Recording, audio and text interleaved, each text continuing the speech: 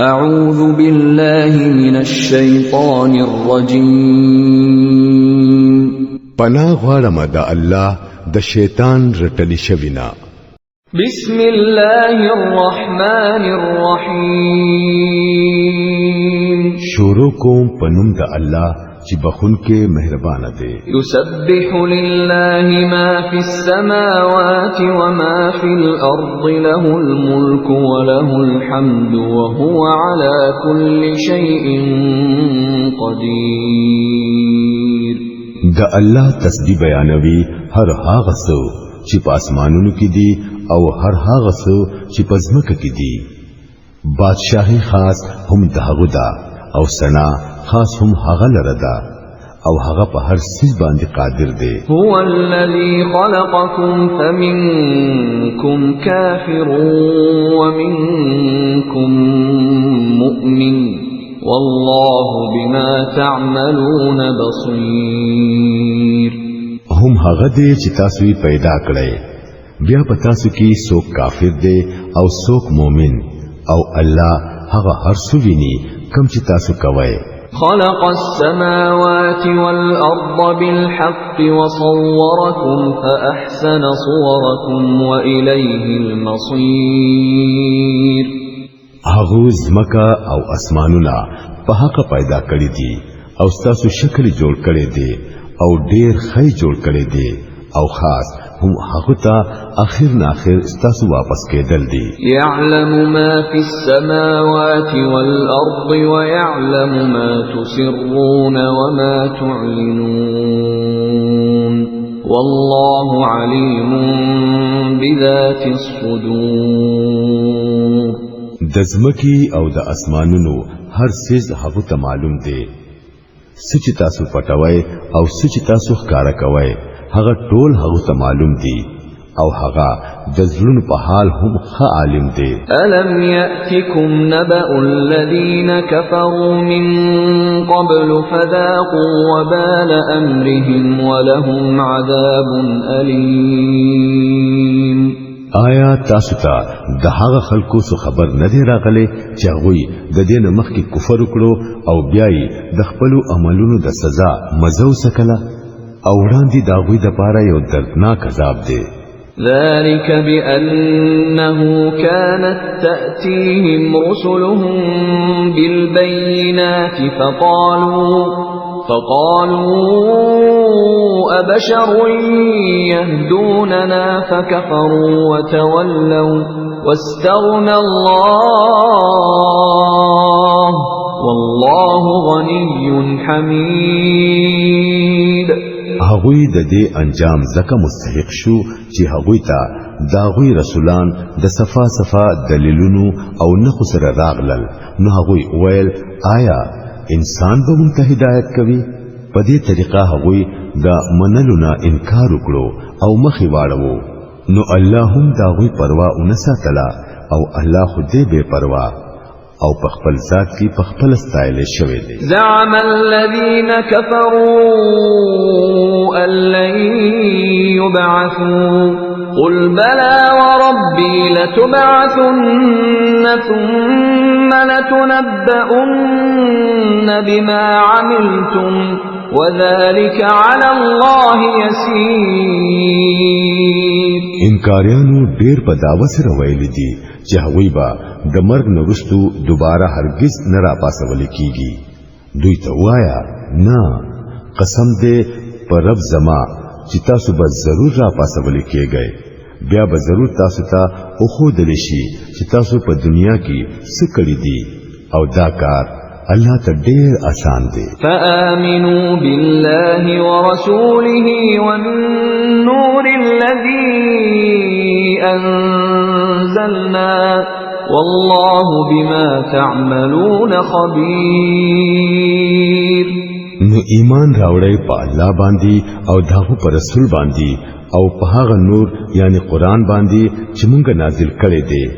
سچ تاسو کوي الله داغه نه خبر دی يوم يجمعكم ليوم الجمع ذلك يوم التغابن ومن يؤمن بالله ويعمل صالحا يكفر عنه سيئاته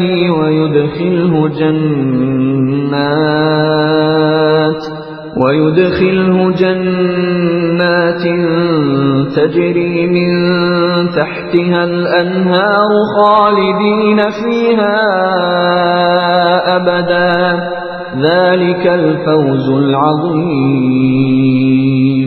د دې پتبا تاسو ته په هغه ورځ ولګي کله چې د اجتماع په ورځ هغه تاسو ټول راجمع کړي. دغه به د یو بل په مقابله کې د خلکو د ګټي تاوان ورځ وي او چا چې په الله ایمان راوړي دي او نیک عمل کوي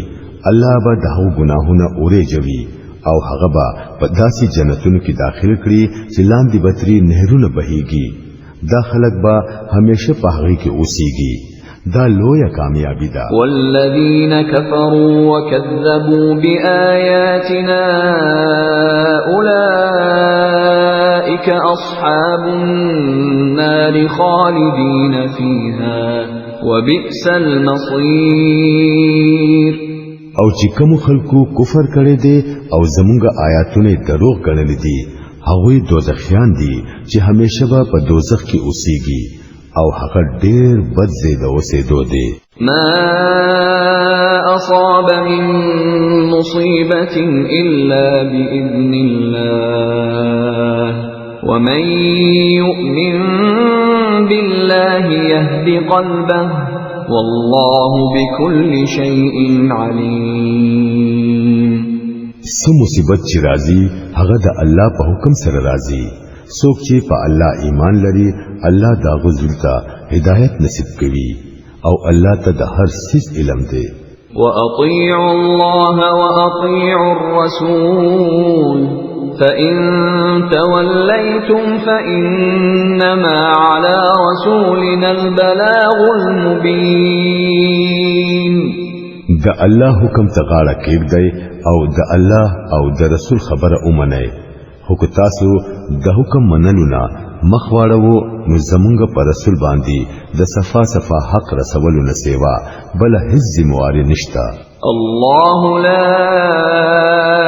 اله الا هو وعلى الله فليتوكل المؤمنون. الله غده چې به د هغه بل خدای نشتا نو مؤمنانو له خاص په هغه باندې باور ساتل پکار دي. يا أيها الذين آمنوا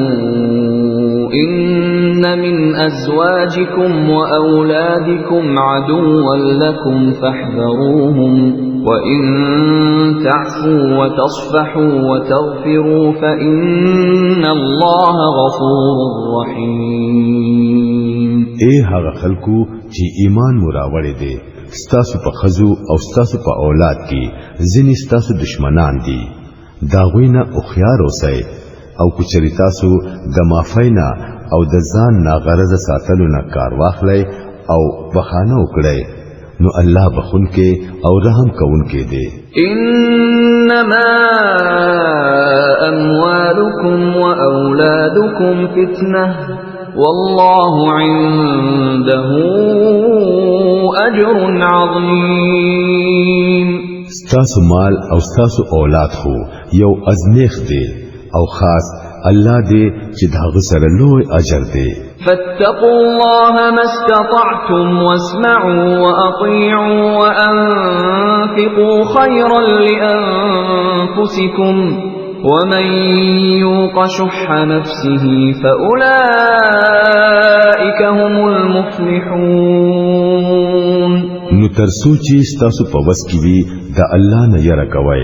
او خبره اورئ او حکم منئ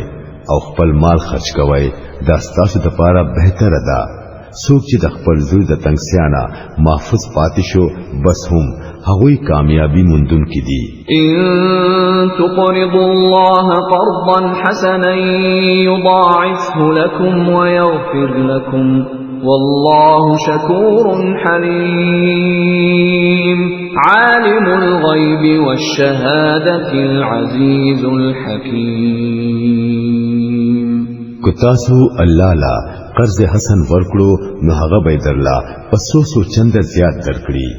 او تاسو ګناهونه به معاف کړي الله ډېر قدردان او صبرناک دی پټ او ښکارا په هر څه باندې پوهه دی زبردست دی او د حکمت خاوند دی